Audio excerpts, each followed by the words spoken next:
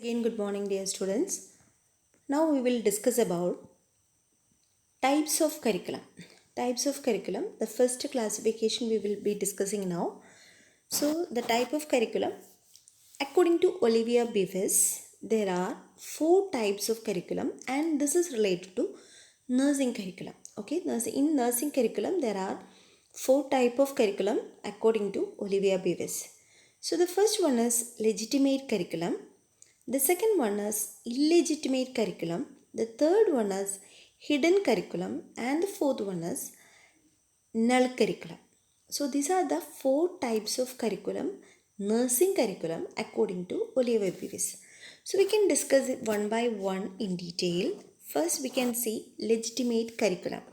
So what do you mean by legitimate curriculum? So legitimate curriculum, it is the one agreed by the faculty either implicitly or explicitly. So everyone, like faculty, they are accepting that there is the presence of this particular curriculum which is existing in our institution. So sometimes it is written into plan, sometimes not. So sometimes it may be written like clinical presentation. Each student is getting one assignment each. Maybe it will be written form, or we all know that the particular students in third year or pediatric nursing posting, they are doing a clinical presentation. Maybe it is written down or it is not written down, but everybody is aware about that particular activity, or curriculum plans are clear and it is accepted by everybody. So this is known as legitimate curriculum. So it is recognized and acknowledged by the faculty and students as real curriculum. So all the students, faculty members, everybody accepts that this activity is there in our curriculum and it is real one. The curriculum is real one. So that is known as the legitimate curriculum, which can be proved, and it is approved by the accreditation bodies. So when we are requesting the accreditation bodies, when they do the inspection, they also accept that this is accepted and this is existing in our that particular institution. For example, clinical postings, theory classes. So these all are the legitimate curriculum. Everybody is aware and it is recognized by the or approved by the accreditation bodies.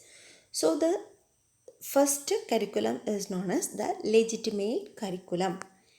So the second one is illegitimate curriculum. So what can be the illegitimate curriculum? One cannot be graded or officially acknowledged or sanctioned. So one cannot be graded, like we cannot give a mark for that particular activity, or does not officially acknowledged or evaluation cannot be performed, or it cannot be sanctioned. So that is known as the illegitimate curriculum. You will understand when the explanations are coming. So constraints in describing as behavioral objective. So there are certain problems in describing that particular curriculum in behavioral objective. So, example, curriculum that values and teaches caring, compassion, power, and its use. So, we will be talking about caring, compassion, power, etc. But we cannot give a grade for each student based on their caring attitude, based on their compassion towards the patients, based on their power and its use. So, in these all areas, we cannot give a grade or we cannot give an acknowledgement for these all activities. But it is required for our profession, taught quite openly because teachers feel a moral obligation to their students. Even though we are not able to evaluate based on this type of illegitimate curriculum, the teachers openly teach on these all things. Empathy should be there, compassionate care which should be provided, and there should be how to approach the patients. So these all things we will be telling to the students and also we will be teaching, but it is very difficult to evaluate or give a mark for these all activities. So that type of curriculum is known as illegitimate curriculum. If somebody is not properly giving care for the patient, also compassionate care is not provided, We cannot give any mark for that. We cannot reduce some mark for that. And there's nowhere in the syllabus it is written that nursing students should be taught about the compassionate care. But it is actually needed, and that's why the teachers are talking on that. So this type of curriculum is known as illegitimate curriculum. So what can be the hidden curriculum?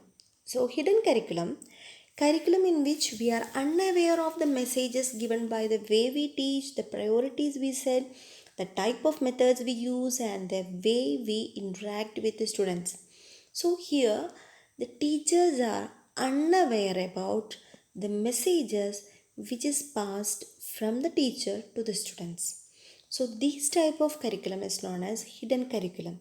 So how the teacher is talking to the students, how the teacher is talking to the patients, how the teacher is interacting with the students, how the teacher is talking about the principal or the other colleagues. So these all things, maybe positive message or the negative message, will be sent from the teachers to the students. So that type of curriculum is known as the hidden curriculum, and the teacher is unaware. So when I am talking to you, I am not aware what message you are receiving from me, and that is only to you, and you may be unaware what message is received from me.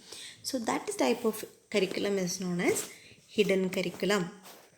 Communicates priorities, relationships, values, what the teacher is setting for her own character. That is the hidden curriculum. So here the teacher is not aware what the message is passed to the students from the teacher, and it is not at all present in the curriculum, but it is given to the students. So that is a hidden curriculum. So legitimate curriculum, it is everybody know, everybody sanction, everybody can give approval for that. Illegitimate, nowhere it is written, but we are talking. Next one is hidden, we are unaware about the messages which we are passing. The next one is null curriculum. So curriculum exists only in the hearts and minds of the educator, but seldom exists in reality.